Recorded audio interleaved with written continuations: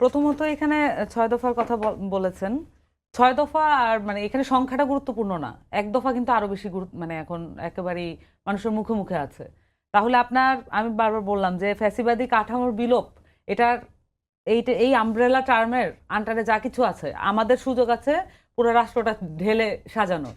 শুধুমাত্র মানে এটা প্রত্যেকটা দফা আলাদা, আলাদা করে দেখার কোনো সুযোগ নেই। ১ দফার মধ্যে সবকিছু চলে আসছে এবং নতুন আপনার একটা স্থায়ী বন্দোবস্ত হইতে হবে যেটার ভিত্তিতে আমাদের একটা পলিটিক্যাল কনসেনসাস ডেভেলপ হবে যাতে করে আমরা রক্তক্ষয়ী এক ধরনের পাওয়ার ট্রান্সফার আর দেখতে না হয়।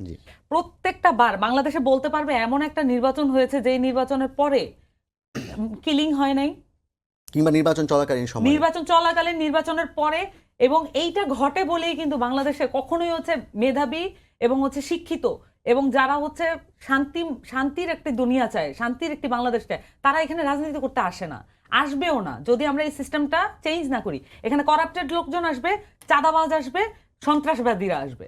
কেন আসবে? তারা এখানে পারফর্ম করতে পারবে, তারা এখানে নিজেদেরকে টিকিয়ে রাখতে পারবে। কিন্তু যারা আসলে ম্যানিফেস্টো ভিত্তিক পলিটিক্স করবে, যারা আসলে চিন্তার রাজনীতি করবে, যারা বাংলাদেশটাকে পরিবর্তনের রাজনীতি করবে, তারা কিভাবে আসবে যদি আমাদের রাজনৈতিক কাঠামো এমন থাকে এবং নির্বাচনটা যদি এমন হয়? আমি একটু আসি ১ দফা, ওই সময় ৬ দফার যদি উদাহরণ দেওয়া যায় তাহলে এখন আমাদের এখনো ১ দফা বাস্তবায়ন হয় নাই, এইটা এখনো পেন্ডিং আছে।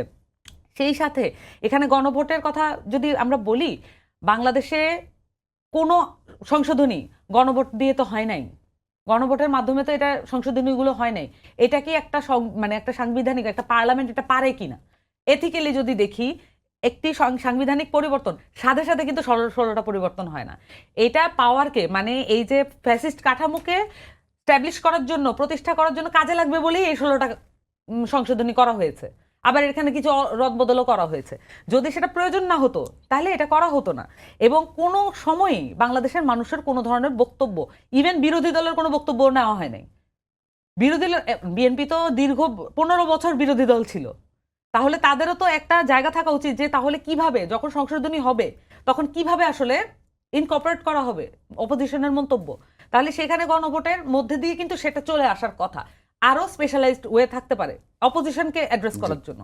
সেই সাথে এখানে বারবার আমরা বলি যে এখানে সংবিধানটা আসলে ভালো কিন্তু এটা প্রয়োগ হয় না। সংবিধানে প্রত্যেকটা জিনিস প্রয়োগ হয়,